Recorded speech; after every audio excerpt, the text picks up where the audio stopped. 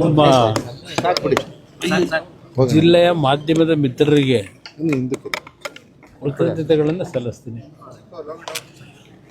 ಕಳೆದ 4 ದಿನಗಳಿಂದ ತಾವುಗಳು ಪ್ರತಿನಿತ್ಯದ ನಮ್ಮ ತಾಯಿಯ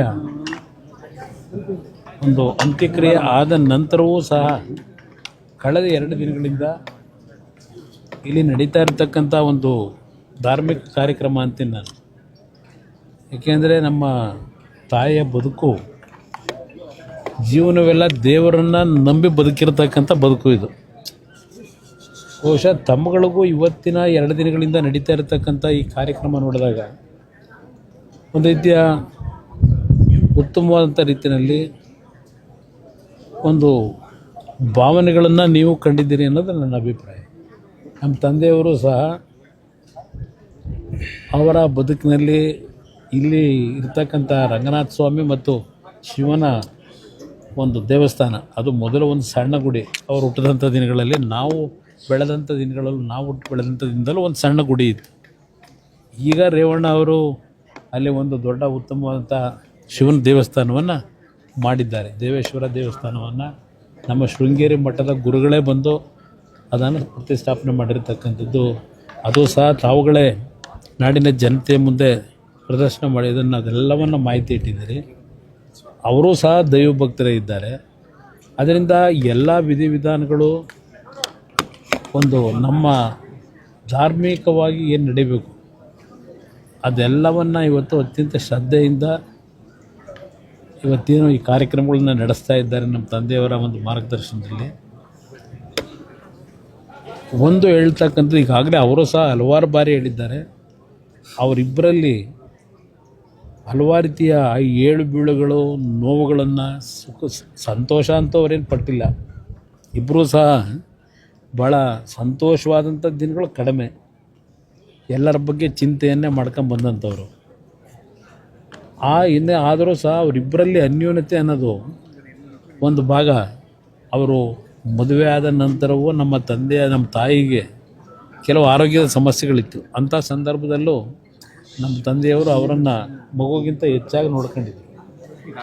ಅದಕ್ಕಿಂತ ಹೆಚ್ಚಾಗಿ ಇದೇ ಶಿವನ ದೇವಸ್ಥಾನಕ್ಕೆ ಶಿವರಾತ್ರಿಗೆ ಬಂದಾಗ ಯಾವೊಂದು ಆಸಿಡ್ನ ಪ್ರಕರಣ ನಡೀತು, ಅದರಿಂದ ಅವರು ಬದುಕಿರ್ತಕ್ಕಂಥದ್ದು ಅದು ಒಂದು ಪವಾಡ. ಅದು ಡಾಕ್ಟ್ರುಗಳು ಯಾರೂ ಉಳಿತಾರೆ ಅಂತಕ್ಕಂಥದ್ದಕ್ಕೆ ಆಸೆ ಇಟ್ಕೊಂಡಿರಲಿಲ್ಲ.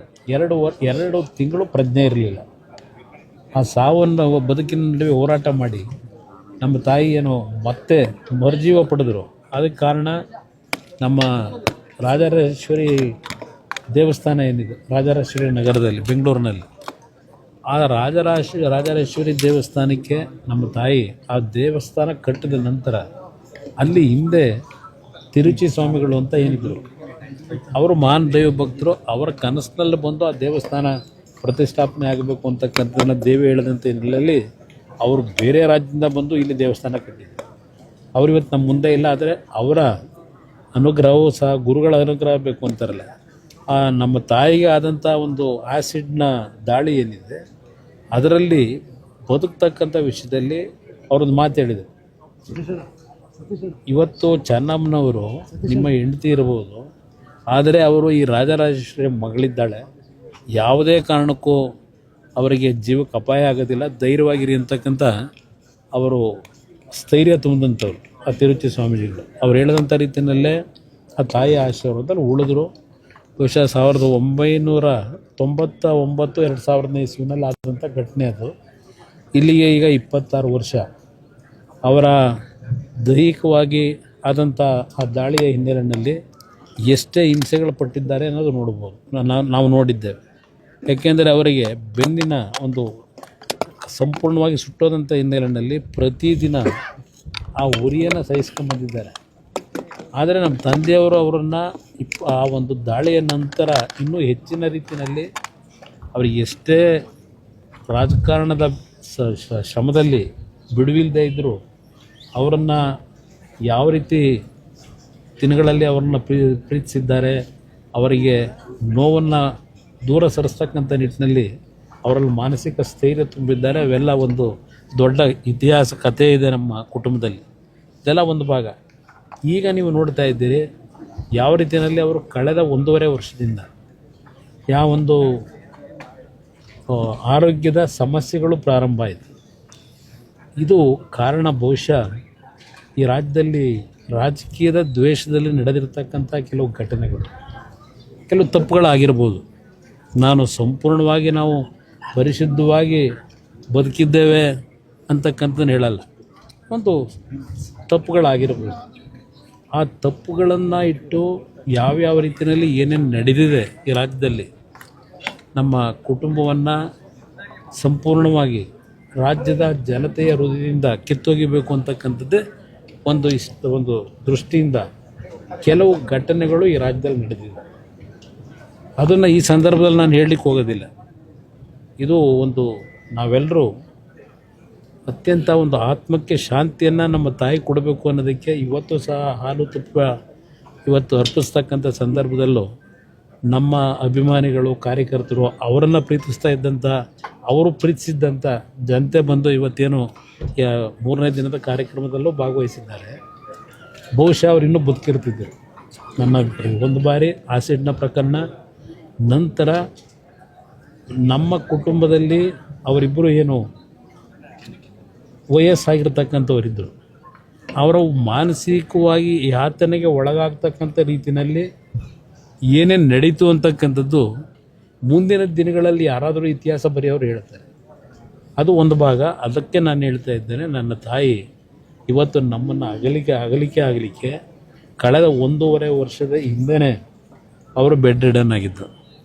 ಅಲ್ಲಿಂದ ಇಲ್ಲಿವರೆಗೂ ಅವರು ಪಟ್ಟಿರ್ತಕ್ಕಂಥ ಹಿಂಸೆ ಮತ್ತು ಹಂತ ಹಂತವಾಗಿ ಅವರಿಗೆ ನೆನಪಿನ ಶಕ್ತಿಯೂ ಕಡಿಮೆ ಆಗ್ತಕ್ಕಂಥದ್ದು, ಯಾರನ್ನು ಗುರುತಿಸ್ತಾ ಇರತಕ್ಕಂಥ ಪರಿಸ್ಥಿತಿಗಳು ನಿರ್ಮಾಣ ಆಗಿದ್ದು. ಅಂಥ ಸಂದರ್ಭದಲ್ಲೂ ಯಾರಾದರೂ ನೋಡ್ಲಿಕ್ಕೆ ಬಂದರೆ ಊಟ ಮಾಡಿದ್ದೀರಾ, ಊಟ ಮಾಡಿ, ಅದು 2 ಪದ ಬಿಟ್ಟರೆ ಇನ್ನೇನೋ ಬಾಯಿನಲ್ಲಿ ಬರ್ತಿರಲಿಲ್ಲ. ನನ್ನನ್ನು ಸ್ವಲ್ಪ ಮತ್ತೆ ನಮ್ಮ ಇಬ್ಬರು ತಂಗಿರಿದ್ದಾರೆ, ಅವರನ್ನು ಸ್ವಲ್ಪ ನೆನಪಿನಲ್ಲಿ ಇಟ್ಕೊಂಡಿದ್ರು.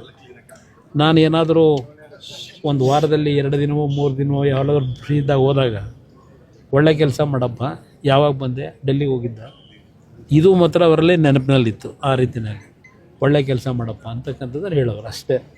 ಆದರೆ ಒಂದು 2-3 ಬಾರಿ ಒಂದು ಕುಟುಂಬದಲ್ಲಿ ನಡೆದಿರ್ತಕ್ಕಂಥ ಪ್ರಕರಣದಲ್ಲಿ ಯಾವಾಗ ಕರ್ಕೊಂಬರ್ತೀಯಪ್ಪ ಅಂತಕ್ಕಂಥ ಒಂದು ಮಾತಾಡ್ತೀವಿ. ಅದು ಇವತ್ತು ನನಗೆ ನೋವಿದೆ. ಅವರಿಗೆ ಅಂಥ ಒಂದು ಸನ್ನಿವೇಶಗಳನ್ನು ತಡಿಲಾರ್ದೇ ಇವತ್ತು ಇಂಥ ಒಂದು ದಿನವನ್ನು ನಾವೇನು ಕಾಣಬೇಕಾಗಿದೆ. ಬಹುಶಃ ಇನ್ನೂ ಒಂದು 3-4 ವರ್ಷಗಳು ಆ ರೀತಿಯ ಇವತ್ತಿನ ದಿನ ನಾವು ನೋಡ್ಲಿಕ್ಕೆ ಸಾಧ್ಯ ಇರಲಿಲ್ಲ. ಆದರೆ ಅದನ್ನು ದೇವರು ತೀರ್ಮಾನ ಮಾಡಿರೋದು, ನಾವಲ್ಲ.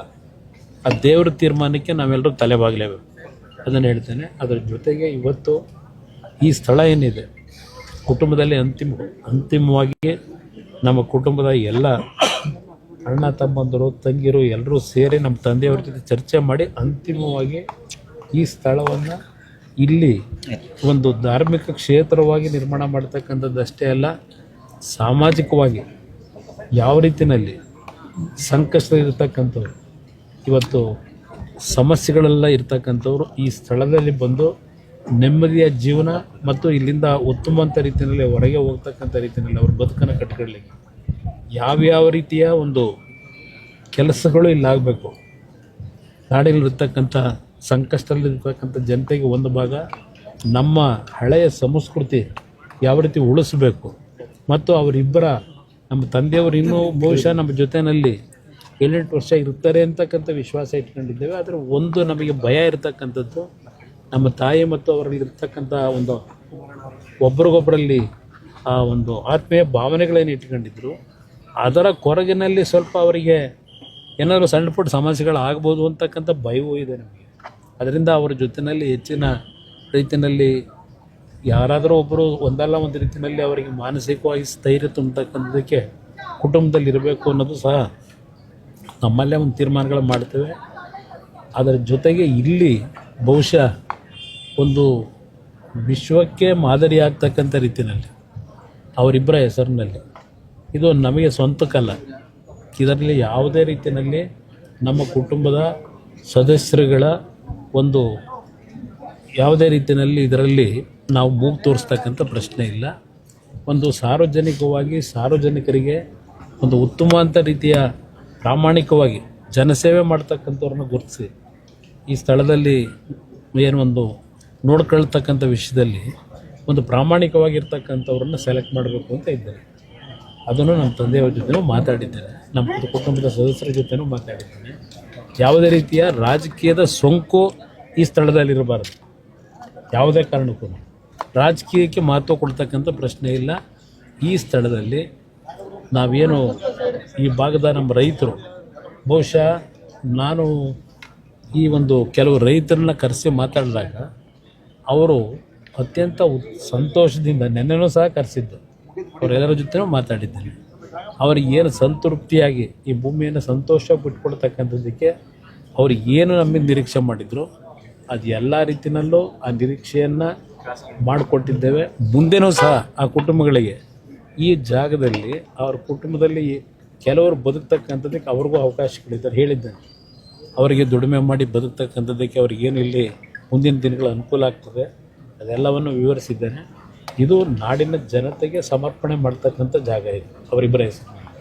ಇದರಲ್ಲಿ ನಮ್ಗೆ ಯಾವುದೇ ರೀತಿಯ ನಮ್ಮ ಕುಟುಂಬದ ಇನ್ವಾಲ್ವ್ಮೆಂಟು ಓನ್ಲಿ ಡೆವಲಪ್ಮೆಂಟ್ ಇರ್ಬೋದು, ಪ್ಲಸ್ ಜನರಿಗೆ ಇಲ್ಲಿ ಏನು ಆಗಬೇಕಾಗ್ತದೆ, ಅನಾಥ ಮಕ್ಕಳಿಗೆ, ಅಲ್ಲಿಂದ ವಯಸ್ಸಾಗಿರ್ತಕ್ಕಂಥವ್ರಿಗೆ, ನಮ್ಮ ರೈತ ಬಂಧುಗಳಿಗೆ ಕೆಲವು ರಿಸರ್ಚ್ನ ಮಾಡ್ತಕ್ಕಂಥ ಒಂದು ಸೆಂಟರ್ ಇಲ್ಲಿ ಆಗಬೇಕು ಅಂತಕ್ಕಂಥದ್ದೇನಿದೆ.